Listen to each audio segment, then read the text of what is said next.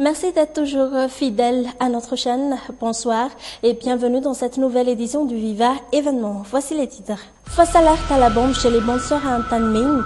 Vers la fin de la matinée, la sacoche suspecte ne contenait finalement qu'un livre et une bouteille d'eau minérale. Les élections législatives partielles dans 4 districts se tiendront le 30 mai prochain. Décision prise en Assemblée générale de la Sunit. Eiradzonamapian Nanusbe annonce la réouverture de la Sirama, l'île au Pachevin qui vient d'avoir un nouveau district. À l'étranger, à 4 mois du mondial 2014 au Brésil, de nouvelles manifestations contre la vie chère secouent le pays, des manifestations très violentes. Et enfin, le président français François Hollande en visite officielle aux États-Unis. Il a visité avec son homologue américain la résidence de Thomas Jefferson, le plus francophile des présidents américains.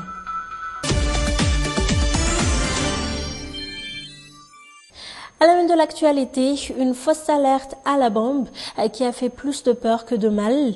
Les Tananariviens ont été encore une fois secoués par un attentat à la bombe qui s'est finalement avéré être une très mauvaise blague. C'était à Antanmin ce matin vers 11h. À l'origine du vent de panique, un colis suspect déposé par un enfant chez les bonnes sœurs. Et après avoir été informés de la situation, les forces de l'ordre dépêchées sur place ont ouvert la sacoche avec toutes les précautions que ce genre d'opération exige. Sacoche qui finalement ne contenait que quelques papiers administratifs, un agenda et une bouteille d'eau minérale.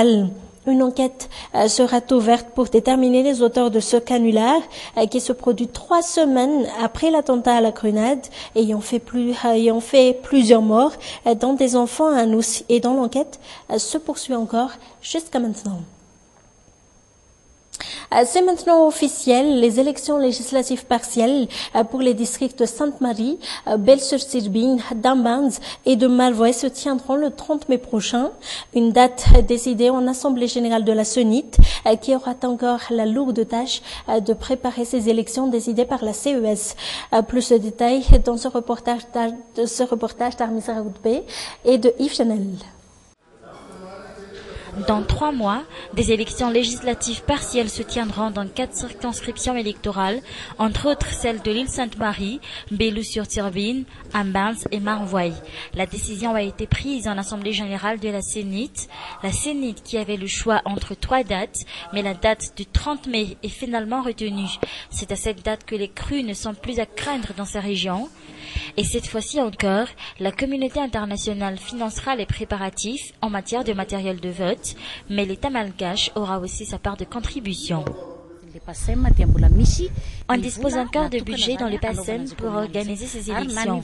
Et la loi de finances 2014 prévoit aussi un budget pour l'organisation des élections communales. La Cour électorale spéciale a décidé de la tenue de ces élections législatives partielles à cause de nombreuses irrégularités constatées lors des opérations de vote. Des précautions seront prises cette fois-ci pour éviter ce genre de problème. La Sénit a donc décidé d'augmenter l'effectif des commissaires électoraux pour assister les coachs. Des séances de formation sont également prévues, tandis que certains responsables seront remplacés. Ces nouvelles dispositions ne concernent pas tous les 4 districts, mais seulement certains responsables ont fait des erreurs dans l'exécution de leur mission. Nous sommes obligés de prendre des mesures à leur encontre. Ils seront remplacés. Les résultats de ces élections législatives partielles sont attendus avant le 26 juin prochain. La Cour électorale spéciale, quant à elle, pourrait rendre son verdict vers la mi-juillet. Toujours sur cette page politique, le président Eiradzonamapian est en déplacement à Nousbé.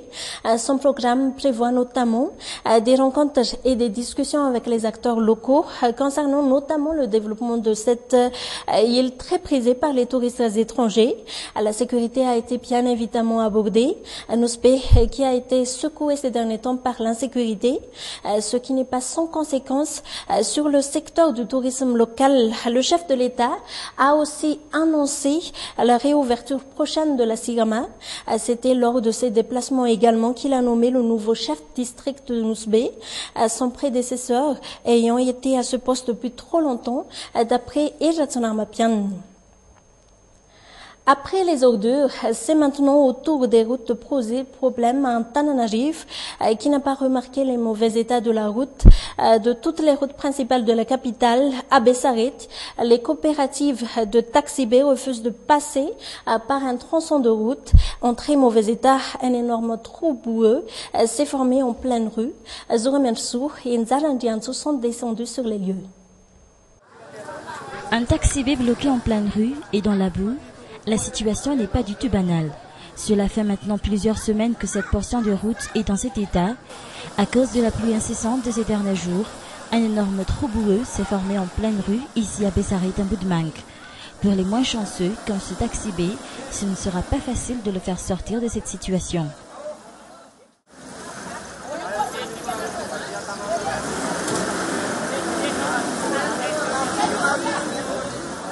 Une demi-heure après, et grâce à la solidarité des passants, ce véhicule peut enfin reprendre sa route, mais le chauffeur jure de ne plus y passer.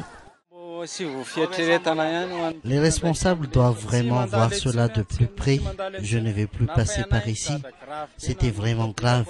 Même mon véhicule est maintenant en très mauvais état.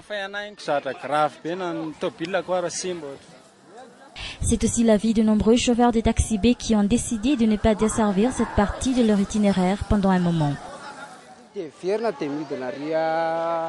Nous sommes obligés de faire le tour jusqu'à l'Institut Pasteur à Avaradou.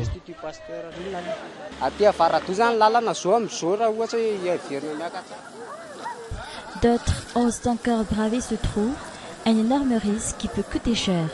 Les propriétaires de ces charrettes, par exemple, doivent marcher dans la boue pour transporter un à un ces paquets de planches, une perte de temps considérable, ressentie également par les passagers des taxi B.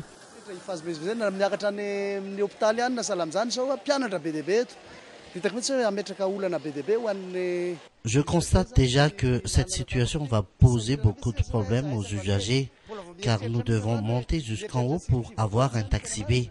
Il y a beaucoup d'étudiants qui auront du mal à trouver leur bus. Là, je ne sais pas vraiment quoi faire, ni où aller. Je pense que je dois trouver un autre circuit autre que celui-ci.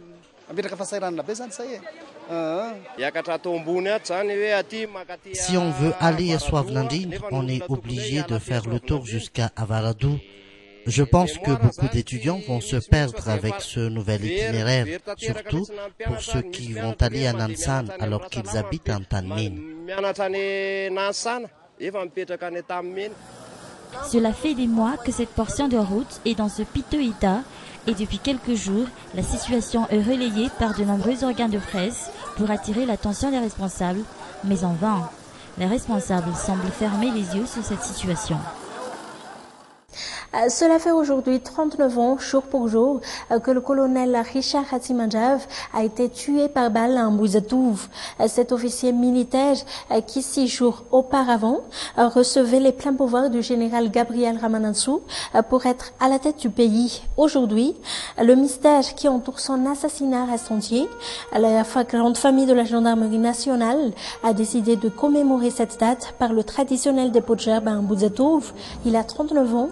La date du 11 février était aussi un mardi comme aujourd'hui. Le scandale de la viande de chien vendue à Mbouibao reste encore dans tous les esprits.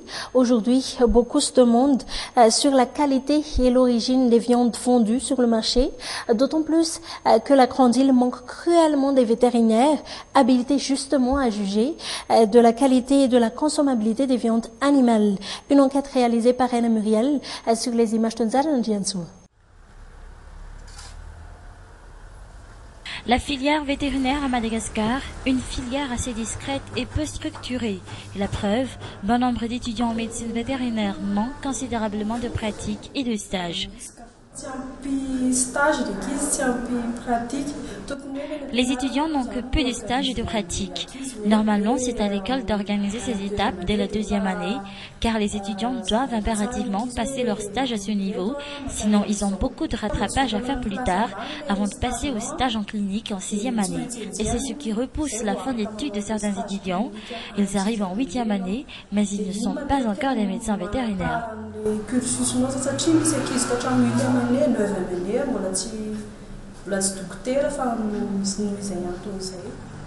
Un cursus universitaire assez compliqué qui explique le nombre de médecins vétérinaires malgaches relativement bas.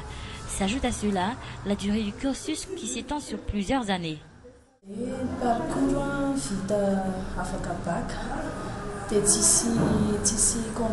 C'est sur sélection de dossiers qu'on entre dans cette filière après le baccalauréat.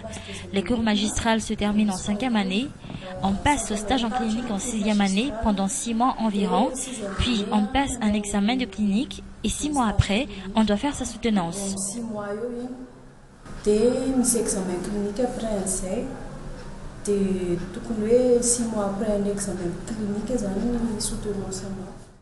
C'est en 2007 que l'unique école de médecine vétérinaire à Madagascar a sorti sa première promotion. Aujourd'hui, ce sont surtout les médecins vétérinaires sortis des grandes écoles à l'étranger qui sont en fonction à Madagascar. Des médecins vétérinaires qui pourtant n'évoluent pas avec le temps en matière de pratique vétérinaire. Depuis 2007, une trentaine de nouveaux médecins vétérinaires sortent de cette école. Mais pour l'instant, la grande île ne dispose que de 425 médecins vétérinaires si la norme requise est de 600. Et seuls 414 d'entre eux sont inscrits à l'ordre des médecins vétérinaires. Point final à cette édition. Merci de l'avoir suivi. Nous vous donnons rendez-vous demain à la même heure. Au revoir.